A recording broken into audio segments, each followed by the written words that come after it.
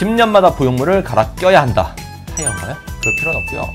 겨드랑이 절개로 수술을 하면 근육 손상이 많아진다? 많아지지 않게 하려고 내시경을 보고 수술을 하죠. 어떻게 넘어가려고 했어요? 남자들이 그렇게 예민한 것 같아요? 보형물 원장 실력에 있어서 더 중요한 건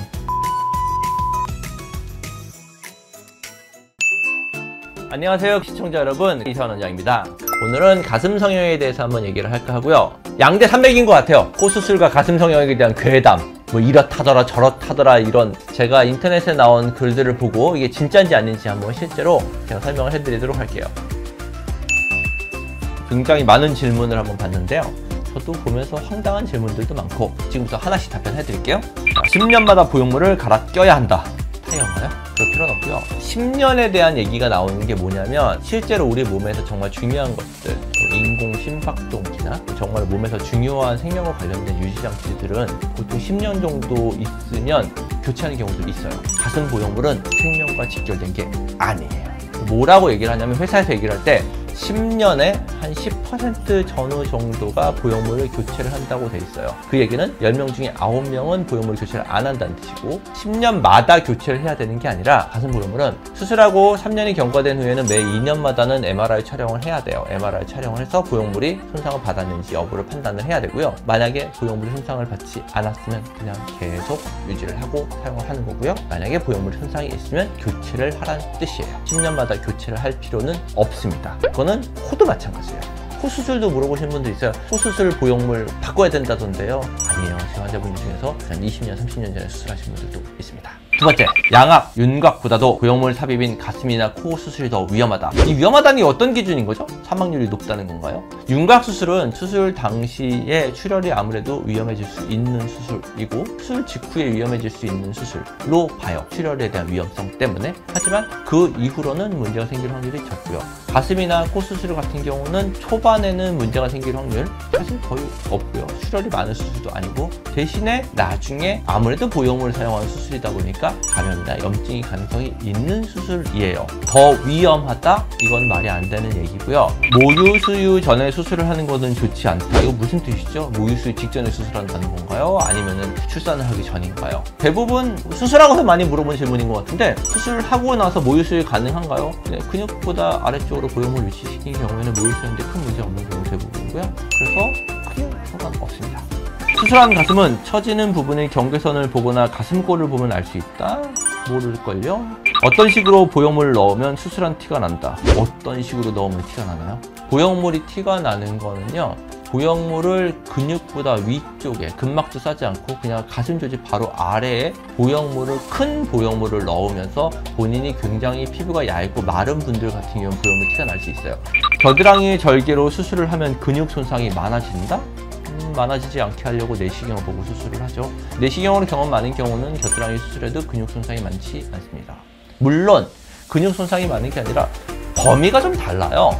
왜냐하면 겨드랑이 절개를 하면 실제로 이쪽에서 절개가 들어가기 때문에 요 위쪽에 있는 공간을 조금 더 만들어야 돼요. 대흉근 근육 자체를 조금 더 분리해야 되는 범위가 더 넓어져요. 그러니까 겨드랑이 수술을 했었을 때는 그냥 밑선이나 유륜 절개를 할 때보다 가슴 수술을 해야 되는 공간을 만들어야 되는 박리의 범위가 넓어지는 거지 근육 손상이 더 많아지거나 하지는 않아요. 물론 이건 경험이 많은 분들이 수술할 때요. 가슴 확대 수술을 하면 유두 감각이 사라진다. 보통 한 1년 반 정도는 좀 떨어진다고 얘기를 하고요. 무조건 떨어지는 건 아니에요. 마른 분들, 보형물 베이스가 너무 넓은 보형물을 사용하는 경우는 감각이 좀 더 떨어져요. 왜냐면 신경이 바깥쪽에 있거든요. 보형물을 너무 넓은 걸 쓰려다 보면 바깥쪽에 있는 신경이 눌릴 수밖에 없어요. 아니면 공간을 만들 때 너무 넓게 만들어야 되기 때문에 감각신경 손상 가능성이 있기 때문에 적당한 사이즈의 보형물을 사용한다면 대부분 감각이 그렇게 많이 떨어지진 않아요. 엑스레이 찍으면 티가 나요? 나요. 어떻게 넘어가려고 했어요? 나요. 초절벽 가슴은 보형물을 넣을 수 없다는 게 사실인가요? 초절벽 넣을 수 있어요. 30대, 40대 이후 나이 들어가는 수술은 더 티가 난다? 아니요. 오히려 가슴 수술은 30대, 40대 하는 게 조금 더 티가 덜 나는 건 있는 것 같아요. 왜냐하면 30대, 40대라고 무조건 티가 덜 나는 건 아니고 출산을 겪으신 분들은요, 굉장히 젊었을 때 마르고 피부가 타이트했던 분들이요, 보통 출산을 겪고 모유수를 하면서 가슴 조직이 약간 느슨해져요. 이런 분들이 그 이후에 가슴 수술을 하게 되면 오히려 처진 것도 조금 더 개선이 되면서 가슴 보형물 티가 좀 덜 나요. 오히려 완전히 젊었을 때 피부가 너무 타이트한 경우 수술했었을 때가 수술한 티가 좀 더 나기 때문에 오히려 반대로 30, 40대 이후에 수술하는 게 수술 결과가 좀 더 자연스러운 경우가 많아요. 가슴 수술을 하면 혈액순환에 문제가 생기고 호르몬 약도 먹지 못한다. 어디 혈액순환을 얘기하는 거죠? 말도 안 되는 얘기죠? 가슴 수술은 무조건 대학병원에서 해야 된다. 좀 많이 합니다. 가슴골 모양, 타이트하게 붙어있는 골 사이가 넓은 등등만 보면 수술 유무를 알 수 있다. 정말 아무 기본도 없는 질문이고요. 가슴골이라고 하는 거는요, 사람들마다 근육이 달라붙는 위치에 따라 달라요. 남자분들도 마찬가지거든요. 만약에 남자분들, 몸 좋은 남자분들, 상의 탈의한 남자분들 보면요, 가운데 근육이 대흉근이 있는 데가 딱 가운데서부터 이렇게 딱 갈라져서 모이는 분들이 있고요. 어떤 분들은 똑같이 운동을 해도 대흉근 위치가 약간 바깥에서 시작하시는 분들이 있어요. 대흉근의 위치가 사람마다 달라요. 여자분들도 마찬가지거든요. 여자분들은 이게 굉장히 가까운 분들이 있고 넓은 분들이 있어요. 물론 수술할 때 넓은 분들은 약간 더 안쪽으로 모으긴 하지만 그런 분들은 근본적으로 가슴골이 생기지가 않아요. 이거는 수술 전에도 마찬가지인 거고요. 이거는 가슴골이라고 하는 경우는 본인이 갖고 있는 근육이 달라붙는 위치에 따라 결정을 하는 거지 수술에 따라 결정되는 게 아니에요. 그렇기 때문에 가슴골을 가지고 구분을 한다. 저는 잘 못합니다. 가슴 성형을 하면 남자들은 촉감으로 100% 알아차린다.